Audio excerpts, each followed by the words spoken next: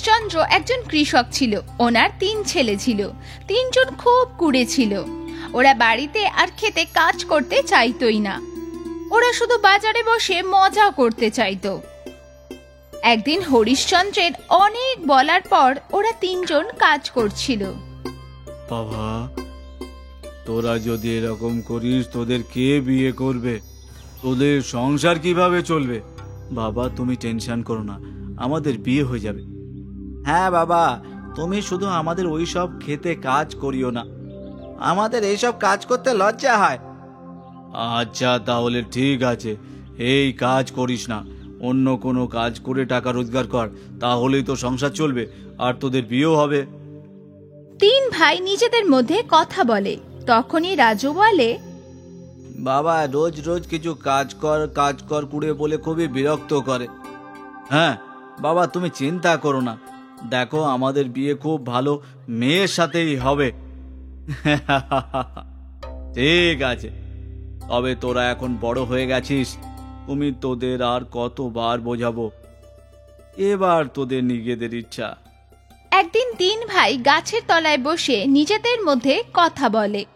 তখন বিশাল বলে, ভাই, কত সুন্দরী মেয়েরা বাজারে ঘুরে বেড়াচ্ছে, এখন আমাদের বিয়ে করে নেওয়া উচিত, আমাদের বয়সও বেড়ে যাচ্ছে। 3জন বাড়ি ফিরে এসে ওদের বাবাকে বলে, বাবা, তুমি আমাদের বিয়ে দিয়ে দাও, বাড়িতে বউ এলে বাড়ির কাজে সুবিধা হবে, তাও আমরা ঠিক সময়ে খাবার পেয়ে যাব। হ্যাঁ, তুই ঠিক বলেছিস, কিন্তু কে তোদের বিয়ে করবে? যার কাছেই মেয়ে চাইতে যাব তারা জানতে চাইবে ছেলে কি করে, তখন আমি কি উত্তর দেব বল? বাবা, বলে দিও আমার ছেলেরা খেতে অনেক পরিশ্রম করে আর ফসল উৎপাদন করে বাজারে বিক্রি করে। হরিশ্চন্দ্র এই কথাই বলে দেয়, যা শুনে মেয়ের বাড়ির বিয়ের জন্য হ্যাঁ বলে দেয়। তারপর পরের কয়েকদিন পরে বিয়ে হয়ে যায়। বাড়িতে 3 বৌমা চলে আসে। কয়েক মাস কেটে যাওয়ার পরে সব বউরা প্রত্যেকদিন ওদের বরদের কাজে যাওয়ার কথা বলতে লাগলো। কি গো শুনছো, তুমি বাজারে গিয়ে কোনো কাজ করছো না কেন? আমাদের খরচাও বেড়ে চলেছে, তুমি কোনো কাজই করো না, আর এখন তো আমি গর্ভবতীও। হ্যাঁ, তুমি বাইরে কোথাও গিয়ে কোনো কাজ করছো না কেন? তুমি টাকা রোজগার করছো না বলে তো আমি আজ মেকআপ করতেই ভুলে গেছি, এর জন্য আমার মুখটা কি বিচ্ছিরি হয়ে যাচ্ছে।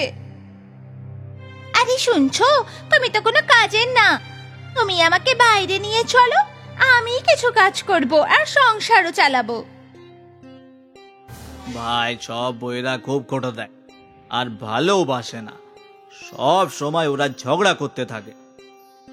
ভাই, এবার মনে হচ্ছে আমাদের কিছু করা উচিত, কোনো সহজ উপায় খুঁজি যাতে টাকাও বেশি আসবে আর পরিশ্রমও করতে হবে না। হ্যাঁ বিশাল দাদা, তুমি ঠিকই বলেছ, এখন বউ তো আছে কিন্তু প্রত্যেক দিন ঝগড়া করতে থাকে।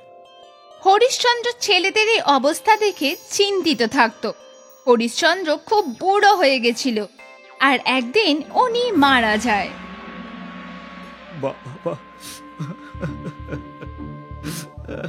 বাবা, তুমি আমাদের ছেড়ে চলে গেলে কেন? বাবা। তারপর 3 ভাই মিলে ওদের বাবার শেষ কাজ করে দেয়। আর একদিন গাছের তলায় বসে ভাবছিল যে কি কাজ করবে। তখনই বাজারে কয়েকজন হিজড়াকে টাকা চাইতে দেখে ওরা ভাবতে লাগলো, ভাই, আমরা যদি এই রকম কোনো কাজ করি। হ্যাঁ দাদা, দাদা আমার কাছে একটা আইডিয়া আছে, আমরা মেয়েদের মতো স্কার্ট পরলে কেমন হবে যাতে সুন্দর পা দেখে লোকেরা বেশি টাকা দেবে। হ্যাঁ ভাই, তোর আইডিয়া খুব ভালো। তারপর 3 ভাই সেলুনে যায় আর ওদের হাত পায়ের চুল তুলে ফেলে। ভাই, মেয়েদের কত কষ্ট হয়, এই চুল তুলে ফেলতে কত ব্যথা লাগে, খুব মুশকিলের কাজ। আরে ভাই, তোমরাও কি মেয়ে সাজবে নাকি? তোমারও এত ওদের কথা ভাবছো আর এইসব করেছ দেখছি। না দাদা, সেই রকম কিছু না, আমরা দেখলাম যে তোমার দোকানে এই নতুন ফ্যাসিলিটি আছে, তাই করিয়ে একবার দেখে নিচ্ছি। তারপর তিন ভাই সেলুন থেকে জামা কাপড়ের দোকানে যায় আর স্কার্ট কিনে নিয়ে আসে। ভাইরা, আমাদের এইসব আমাদের বউদের থেকে লুকিয়ে রাখতে হবে। ওরা দেখে ফেললে কিন্তু হাজারটা প্রশ্ন করবে আর তারপর আমাদের খোঁটা দেবে। হ্যাঁ ভাই। তারপর একদিন তিন ভাই ওদের বউদের এই কথা বলে বাড়ি থেকে বেরিয়ে যায় যে ওরা শহরে কাজ করতে যাচ্ছে। দাদা, আমরা আমাদের বউদের মিথ্যে কথা বলে শহরে তো এসে গেছি। এখানে কি আমাদের কাজ চলবে? হ্যাঁ ভাই, দারুণ চলবে, তুই শুধু দেখতে থাক। তারপর তিন ভাই রেডি হয়ে একদিন এই কাজ করতে বেরিয়ে পড়লো আর সেদিন ওরা তিনজন অনেক টাকাও রোজগার করলো। টাকা দেখে ওরা তিনজন খুব খুশি হলো। দাদা, টাকা রোজগার করা এটা খুবই ভালো উপায়। এইসব করতে করতে ওদের 1 মাস কেটে যায় আর তিনজন অনেক টাকা জমিয়ে ফেলে। তারপর একদিন ওরা বউদের ব্যাংক থেকে অনেক টাকা পাঠিয়ে দেয়। বউরা টাকা পেয়ে যাওয়ার পরে ওদের গ্রাম থেকে ফোন করে, ওদের সাথে কথা বলে।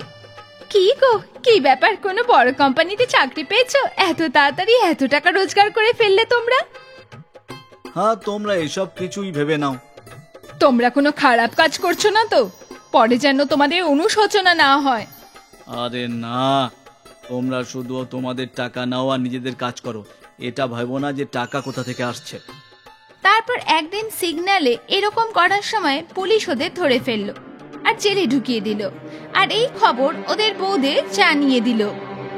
এই কথা শুনে ওদের বউরা তাড়াতাড়ি ওখানে চলে এলো।